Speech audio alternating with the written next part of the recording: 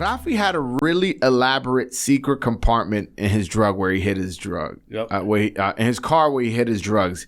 He had to turn on the lights, step on the brake, connect 2 points with a coin. Yep. And that's how this compartment would open up. And it's funny is that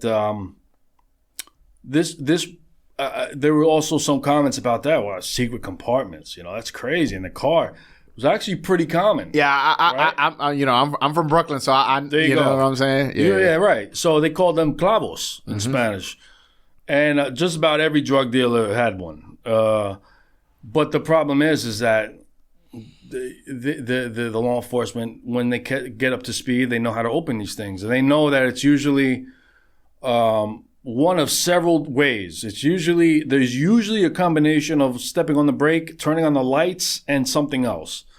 So in essence, once the police became aware of it, they were usually able to access them. Okay. So they didn't become effective. They had become obsolete at some point. When he was finally arrested, they found $22,000 on him, a loaded 45, a loaded 44, and 20 rounds of ammo. His brother, Augusto Martinez, ended up becoming an informant. Yep. His ex-girlfriend, Ida, who he shot in the knee, ended up becoming an informant. Yep. And, and the trial pretty seemed clean cut after that. You got one person who's laying in bed with you and your ex-girlfriend who knows pretty much everything. And then your brother who's part of your organization. Yeah. So this wasn't necessarily a difficult case for the judge, for the prosecution. At all. So the results of those of that criminal case was Loren Martinez got 75 years to life. Yep. Papin and Moreta both got 25 to life. Daniel, his brother Daniel, got 3 to 9. And Augusto, who cooperated, only got 8 months. It seems that he was probably just held in witness protection until the trial was over and he was let out. Mm-hmm. Yeah. But Rafi, the leader of the gang, got 213 years. Sure did. And he actually even tried to appeal the drug reform saying that he was sentenced at too high of a crime, and it was shot down like, bro, you were a kingpin, violent person. We're not letting you out. Judge wasn't hearing it. Yeah. The drug reform laws came out, said the drug reform laws were pretty much to correct the 150 rule, which came out for crack, which means if you're caught with one, you will get a certain charge for having such and such amount of cocaine.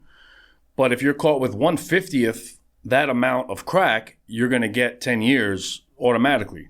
All right. So that rule was unfair. I mean, it was their way for them to really kind of try to shoot down the crack epidemic. But after the crack epidemic died out in the late 90s, they were like, all right, we got guys have been here in jail for 15 years for selling crack in 1989. Probably not fair. So, they tried to correct that, but Rafi wasn't. He wasn't one of the people deserving of that. Papin, who got sentenced to 25 to life, actually got out after 23 years. Yep, he's out. And any word on what he's doing now or what happened to him? I'll tell you, a source that saw my video contacted me and said, I met the 2 youngest brothers in DR. They were working at a resort. Really? Yeah. So they out here serving tourists. And... I don't know if sometimes people aren't really sure who's who, but she said that it was. I just gave away the gender, but it's all right. So it said that she believed it was the 2 youngest Martinez brothers, and they talked to her when they were at the resort. They told them all about the life in Wasington Heights, and she came to me and.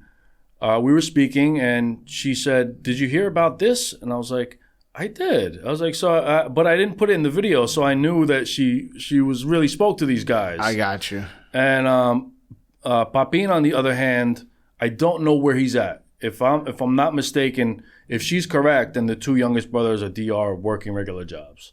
But Papin, I'm not sure where he's at. Rafi, on the other hand, I know several people that have done time with Rafi. Oh, okay, that's interesting. One of them is my man Chango, who was the leader of the Yellow Top Crack organization. Shout out to Chango. I got to get an interview with him. Yeah, definitely. Yeah, he very knowledgeable guy, very smart guy. He did time with Rafi. He said Rafi's very religious. I said that in the video, and he reiterated that. Rafi's extremely religious.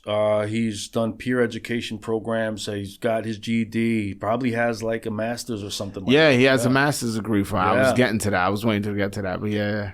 And he's doing, I guess you could say he's doing the best with his time, you know. I got you. For considering what he did out on the streets.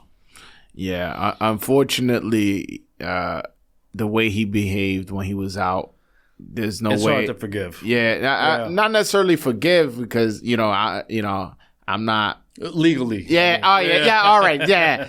Legally, a judge can't forgive that. Right. And you made the bed, you got to lay in it. I'm one who believes nobody is beyond redemption. No matter what you did in life, there's always a second chance. People make mistakes. People do evil things, but aren't evil. I truly believe nobody's all good or all bad. Yeah. And that's why when I do these stories, I try to paint the full picture of these people. And Rafi's one of those guys, you know. People speak highly of the one. Chango, for instance, speaks very highly of him.